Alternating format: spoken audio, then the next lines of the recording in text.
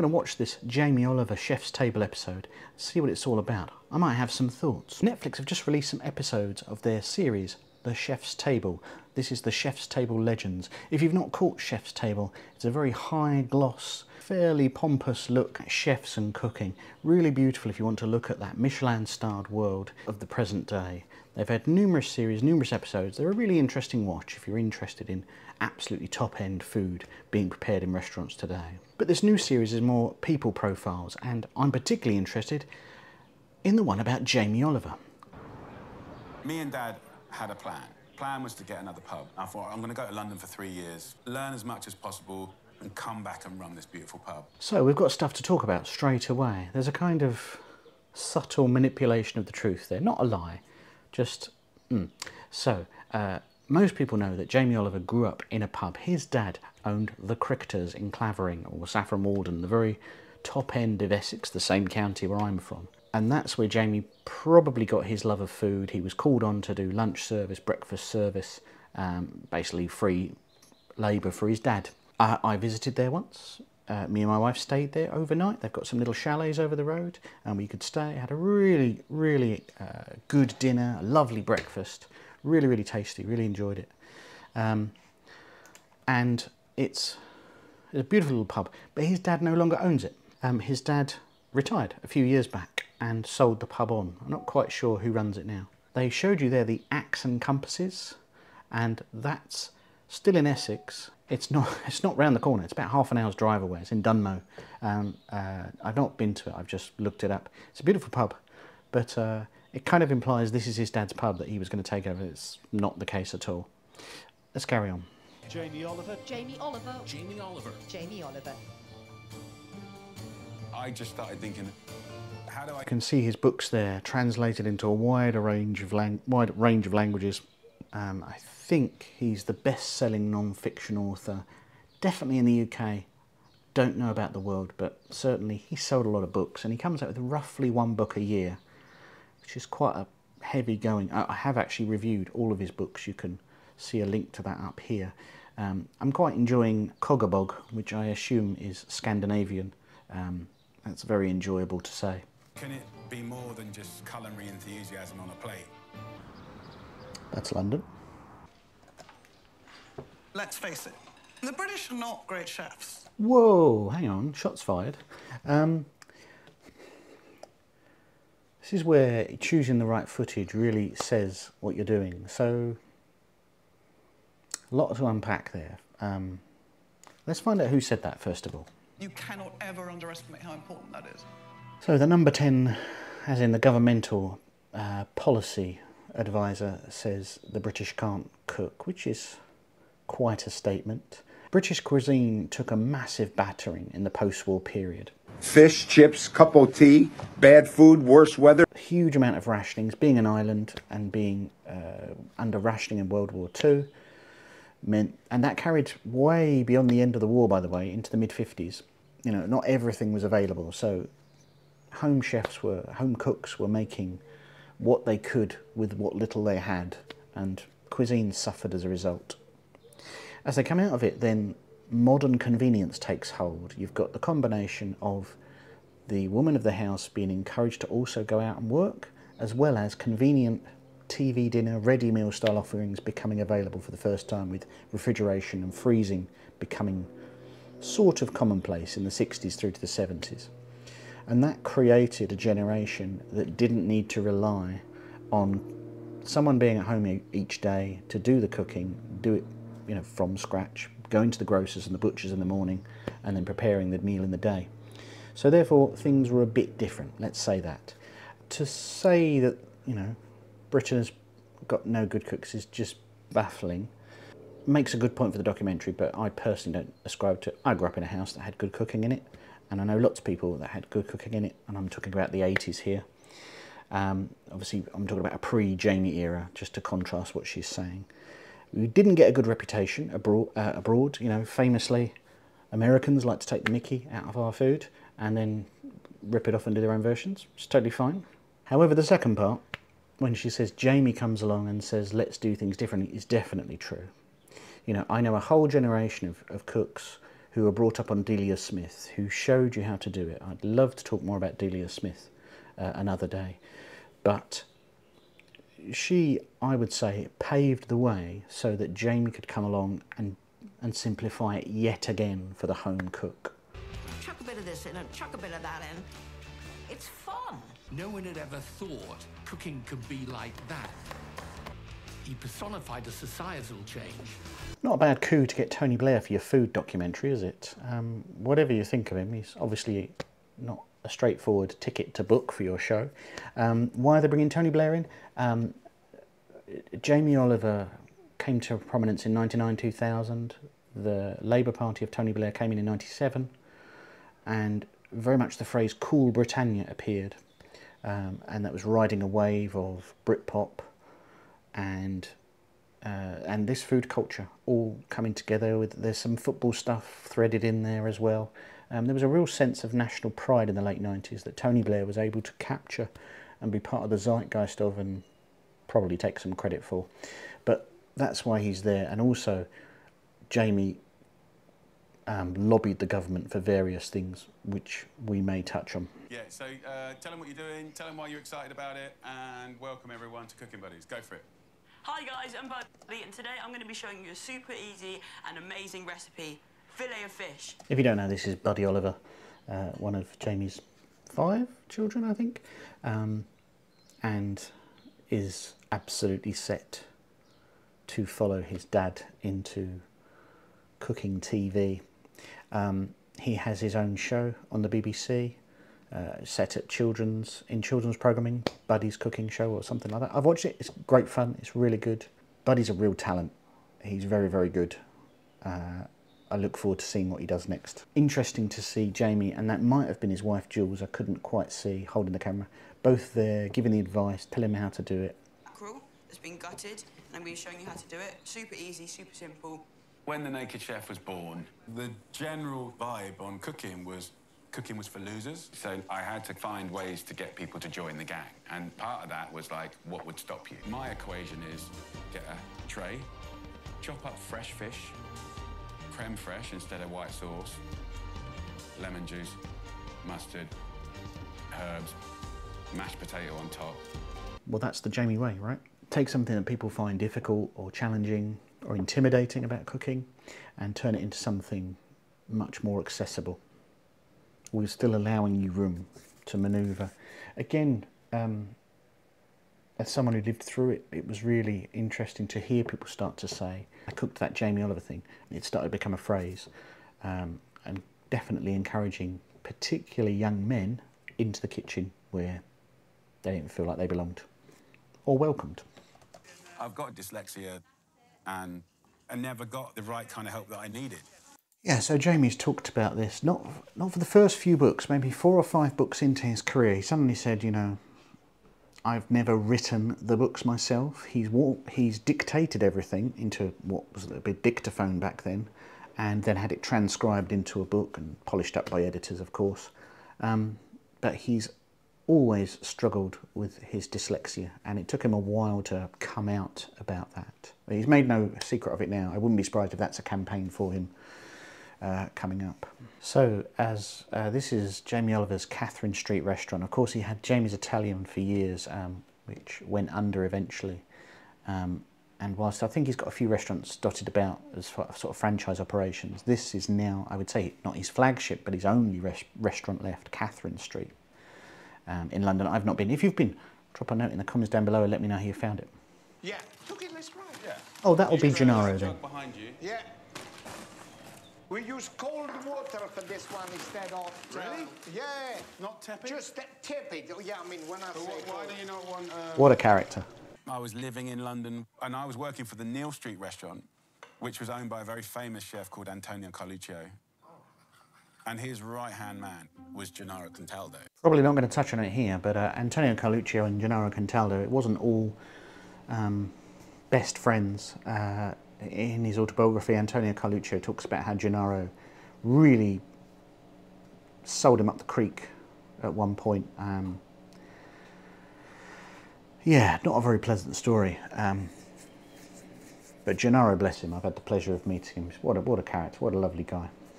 Look at that golden focaccia. Beautiful. That, I mean, it's just really emblematic of Jamie's style, that. One day, I was off, and I had a phone call from the River Cafe, and they said, look, someone's called in sick. Can you please come in?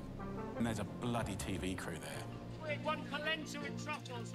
Oh, let's stop there. So this is, point over there.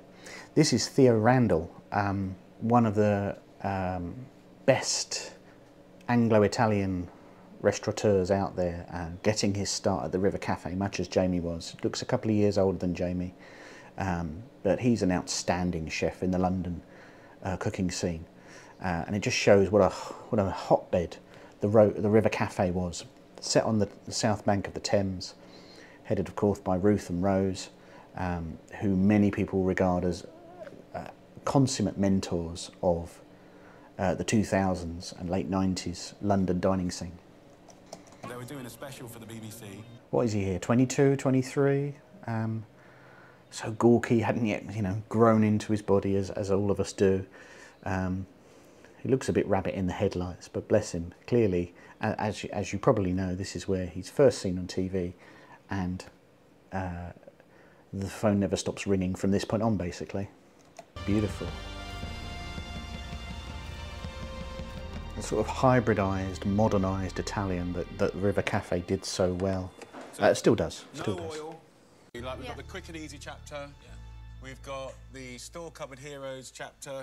So this is during the making of Simply Jamie, which gets published in September 2024 in the UK. Yeah, really good book, which I've reviewed up here. When I left school, I'm like, thank you and f*** you, I'm off to London. I'm cooking. I'm just going to cook. But after about 2.5 years, the journalists and paparazzi started turning on me. You're fake. You're a mock cockney. It was brutal. Yeah, the Mockney thing has followed Jamie around his whole career. It's I think the most common thing that gets lumped in when someone wants to insult him. I don't really know where it comes from. He speaks the estuary English that is all around where I live in Essex. You'll notice I don't really have it, but I do occasionally when I get tired, or depending if I need to speak to a tradesperson. But otherwise, you know, that accent is here. That is the sound of here, because after all, a lot of the Essex estuary accent is from East Londoners retiring or migrating out to the coast, because Essex has a large coastline and some famous beaches. So you're going to get that blend of London accent. So I don't really understand where Mockney as an insult really counts, because he's got the same accent and has had it whenever he's on telly. I want my first restaurant to be powered by young people that have been let down or forgotten. So 15 was born, and I started focusing in on the next project. At that time, how bad school dinners were getting was in the paper like every week. Well, here we go. This is the start of the Jamie that will probably irritate him to most of a generation. The Jamie that takes on the campaign to look at school dinners. Let's see what angle they take here. There was just the most processed foods everywhere. What on earth is that? If you looked at a school dinner, you'd literally have a portion of chips and maybe a couple of lonely peas if you're lucky, and a thing called a turkey twizzler. We're talking about feeding kids better at school. It shouldn't really be a debate. There's nothing wrong with the food. It's good food, you know, but it's just that I don't want to be upset every day by these children, and they're telling the parents that there is nothing to eat. See, Jamie very quickly came into contact, and how old is he here? 26? You know, he's not a wizened old man, and he has a certain worldview, and he's clashed really quickly into the fact that these kids are not going to go for something wildly different. And, you know, for those of you that have got children or children in your life, you will know that there is a default easy route for food, and if you want to introduce something different that isn't in the usual cuisine, it takes a lot of work. You have to tackle it side on, you have to sneak it onto the plate, you have to let them discover it. It's not easy. To do it wholesale with no choice is really challenging, and he found that out really quickly. But this is just him working at one school before any wholesale changes happen. Those kids I was serving were debatably the 4th generation of British kid that have never been taught to cook at home or at school. So I talked a little bit about this at the beginning, how British cuisine had suffered, been battered essentially from decades of neglect through funding, through just real world stuff, but also cuts to cooking education. You know, the statement he's making there. It wasn't the fact that they didn't like what I was doing. It's marketing. Those turkey twizzlers are what idiots eat. This is what Mr. Beckham eats. Yeah, you see, that's where he tips over, doesn't he? When he says, turkey twizzlers are what idiots eat, that's probably a step too far. He can absolutely slate the food because it's very poor quality, because it is, but to say idiots eat it, should have stopped short of that. He had a very clear understanding. If we were going to change school food, we had, as a government, had to get behind that program. It really was false to say that people were choosing to eat badly. The fact is they didn't really have a choice, and he wanted to give them a choice. In terms of the money, we will extend it up to 2011 now. So we will put another 240 million over and above the 220, and that's really what Alan and I were working on in the 2 or 3 weeks. Fantastic. Well, it's... That's mega. He doesn't quite get the change. I think you can still feel the effects of it, though, in modern school dinners. Again, if any of you can go onto any school's website and they'll publish their school dinner rota. Usually you can find it. And you will see it will be a variety of things at least. Yes, there will be chips, of course, particularly on a Friday, tends to be a sort of a fish and chip type day, very traditional in the UK. That's okay, and Jamie would have no problem with that. But you'll find throughout the week you will get different things. You'll get chilies and wraps and couscous and a range of things that aren't just smiley potato faces.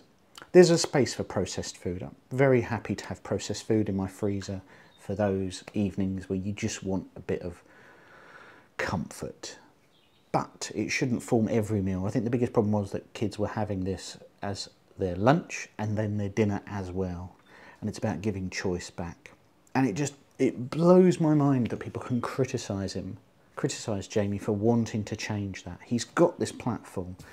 The best known chef in the world, or definitely in the UK at that point, in the early to late 2000s. And yet he's criticised for wanting to improve things. And there's a clip where he just breaks down in tears and he says, I just can't understand why we don't want cleverer, cooler, happier kids. So it's a common criticism to be levelled at Jamie that, you know, it's a class war, but he's the son of a publican, you know. His dad did all right for himself, but he wasn't anything special. And he went to, I know the catering college he went to very, very well, and it's a great place, but it's not fee paying, you know. Anyone can technically go there. He got lucky with a break on TV, right place, right time, as we just saw. And he thinks, how can I do more? You know, he could have gone down the hard restaurant line and think, right, I'm going to go and get Michelin stars. And he could have got it, absolutely, he could have got it.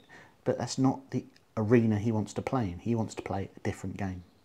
One day, I was on the next project, working in the school district in LA. My team in the UK are like, can you come home now? It's the restaurants. Everything that I built over 20 years. And it cut deep. Embarrassment and shame and everything else that goes with it. Over 1,000 people working for Jamie Oliver across the UK have lost their jobs. The hardest bit to swallow was I lost 15. He's said this many times before, that losing 15 is one of the hardest things he's ever had to do. It's the thing he's probably the most proud of, and so losing it's been really hard. What's the reason for that? Obviously, in this kind of Netflix show, we're not going to dig into that, but there's definitely financial mismanagement, not having the right business managers in the right place to help him grow and scale affordably. It's easy to say this in hindsight, of course, but he's just not scaled right. I used to go to Jamie's Italian. I thought it was good food. It was on the pricey side for what it was, but they were generally big places with big flavours. You were well looked after. His restaurant in St Paul's, London, Barbacoa, was superb. One of my favourite meals I've ever had. So very sad that had to go. But 15, where his trainee chefs from poorer backgrounds, I know, cuts to him very, very deep.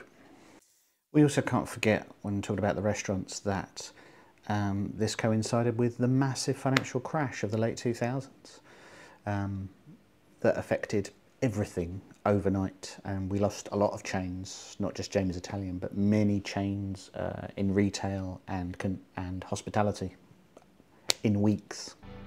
I had a job and a purpose to guide as many people towards the joy of food and cooking.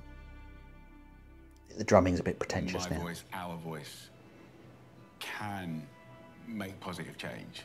I think it's hilarious doing that. In the chef's table style, in a little moulded plastic tray. It's not if someone's going to learn to cook or love food, it's when. So there we go, Jamie Oliver's Chef Table Legends programme. Surprisingly little actual food and quite a big chunk spent on the personality and the campaigns and a potted biography, really. Very little to learn there if you're a fanboy of Jamie Oliver, but nice to see it in one place. It's not going to change your mind. If you've already got an opinion of him, it's not going to work, and you probably aren't watching this video either. But suffice to say, he's a big inspiration to me and to, you know, thousands, if not hundreds of thousands of other people around the world, and finding ways to get them in the kitchen. That last statement that he said is about finding ways to connect with people through food and to find ways for them to get them in the kitchen, which is what he's always been about, because he knows that through home cooking lots of good things happen. You create a space of affection and love, you create nutrition, and there's just good things all round. What are your thoughts? Let me know in the comments down below. And this was unusual for me to react to a video, so I'd be interested in your thoughts on that too. I hope you enjoyed that, and I will catch you next time.